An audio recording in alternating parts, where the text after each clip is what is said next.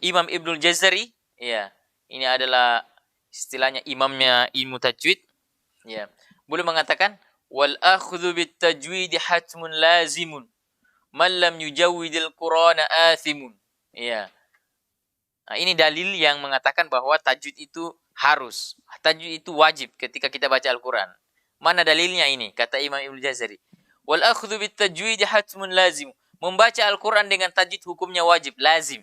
Nah, itu kalau mau diterjemahkan lagi kata-kata lazim itu di atasnya wajib, ya. Kalau kita wajib, ya sudah, wajib. Ya harus dilaksanakan. Tapi kalau orang Arab sudah mengatakan lazim, itu di atasnya wajib. Ya, artinya harus, betul-betul harus, betul-betul wajib. Ya. Menggunakan tajwid ketika kita baca Al-Quran. Man lam yujawwidil Qur'ana asim. Siapa yang tidak mentajwidkan Al-Quran ketika dia baca, maka asimu, dia berdosa. Berdosa kata siapa? Kata Imam Jazari. Wallahu alam. Kata penjelasan para syekh di sini, berdosa di sini yang dimaksud adalah berdosa secara istilahi dan bukan secara syar'i. Karena kalau secara syar'i, ya maka sangat banyak nanti penghuni neraka yang masuk surga gara-gara salah baca Al-Qur'annya. Tapi kembali lagi seperti penjelasan yang lalu saya katakan bahwa ada 3 kata Imam Ibnu Jazari juga orang membaca Al-Qur'an. Orang yang mahir, orang yang terbata-bata tapi dia berdosa karena dia tidak belajar. Ada orang terbata-bata baca Al-Quran tapi dia terampuni karena dia belajar Al-Quran. Mungkin di sini ya dia berdosa kalau dia tidak mau belajar. Itu mungkin maksudnya. Tidak mau belajar tajwid. Iya, jadi dia tahu dirinya bahwa dirinya tidak bagus bacaan Al-Qur'annya, lalu kemudian dia tidak mau belajar tajwid, maka balasannya dia berdosa karena dia tidak mau belajar. Alasannya apa? Kenapa tajwid itu harus digunakan ketika kita membaca Al-Quran? Ini jawabannya. Li'annahu bihil ilahu anzala. Karena dengan tajwidlah Allah menurunkan Al-Quran. Artinya, Al-Quran dengan tajwid itu satu paket. Satu paket. Wa hakadha minhu ilaina wasala. Dan demikianlah Al-Quran sampai kepada kita ya dengan cara ya bertajwid. Ya, artinya sudah bertajwid Al-Quran itu sampai ke kita. Dari malaikat Jibril ke Rasulullah sudah bertajwid. Rasulullah mengajarkan ke sahabat bertajwid. Sahabat mengajarkan ke tabi'in bertajwid. Dan seterusnya sampai hari ini, semua para guru-guru Al-Quran mengajarkan Al-Quran dengan bertajwid. Tidak ada guru Al-Quran yang sampai saat ini mengajarkan Al-Quran tanpa tajwid. Kenapa? Karena ya wa hakadha minhu ilaina wasala. Begitulah Al-Quran diturunkan ya dengan bertajwid. Iya. Mana lagi dalil lain? Inilah.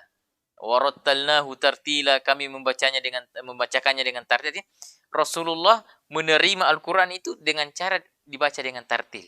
Ya, maka ya kita harus membaca Al-Quran dengan tartil. Ya, bahkan kalau mau dirinci apa itu tartil, kata Imam Ali bin Abi Thalib, tartil adalah tajwidul huruf wa ma'rifatul wukuf. Tajwidul huruf artinya kita memperbaiki huruf, apanya huruf?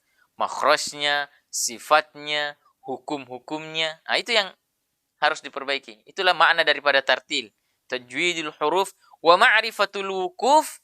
Ya, ma'rifatul wukuf artinya kita juga harus mengerti waqaf. Ya, mengerti waqaf.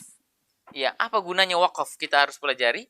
Ya, waqaf itu adalah cara berhenti. Ya, tempat berhenti.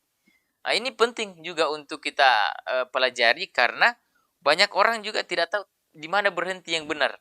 Ya, sama ketika dia membawa mobil, ya dia pintar gas mobilnya, namun dia tidak bisa memberhentikan mobilnya. Ini bisa alamat tabrakan ini kalau begini. Ya, begitu pula baca Al-Quran pintar baca tapi tidak tahu di mana berhenti yang benar.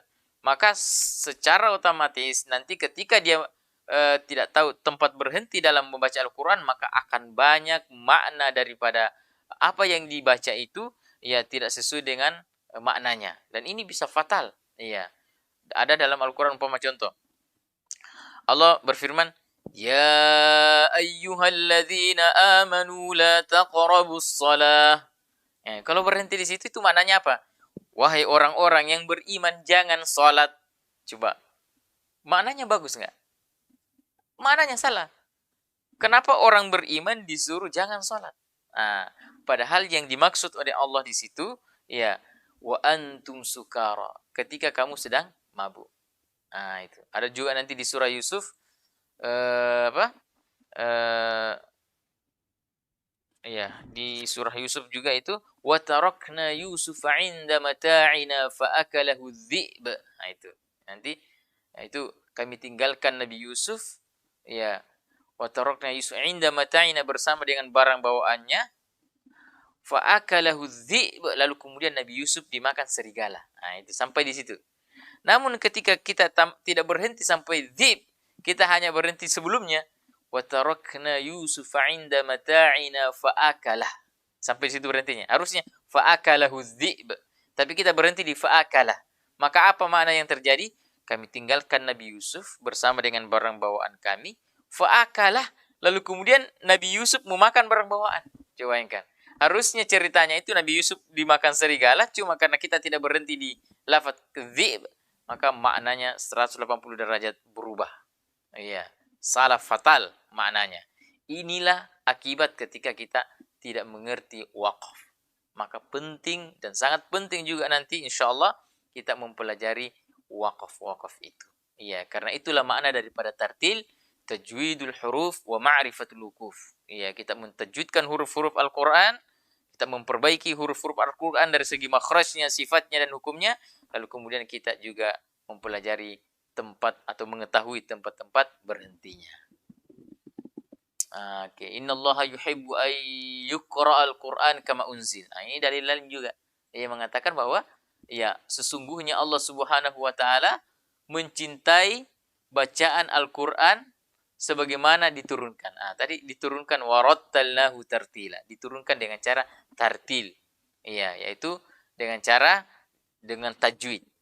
Ya, maka Allah sangat mencintai bacaan Al-Quran yang tartil. Nah, bahkan ada yang menerjemahkan kalau di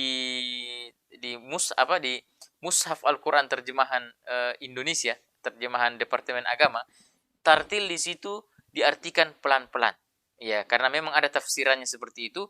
Warattalnahu tartila, artinya baca dengan pelan-pelan. Iya, kenapa diterjemahkan dengan pelan-pelan makna tartil itu? Karena ya, orang akan memahami Al-Quran dengan mudah ketika dibaca dengan pelan-pelan. Ketika orang terburu-buru membaca Al-Quran, maka sangat sulit untuk memahami apa yang dibaca. Nah, itu sehingga sebagian tafsiran daripada tartil adalah pelan. Ya, bacalah Al-Quran dengan pelan-pelan. Ya. Mana lagi dalilnya yang mengatakan bahwa Al-Quran itu harusnya kita baca dengan tajwid? Ini.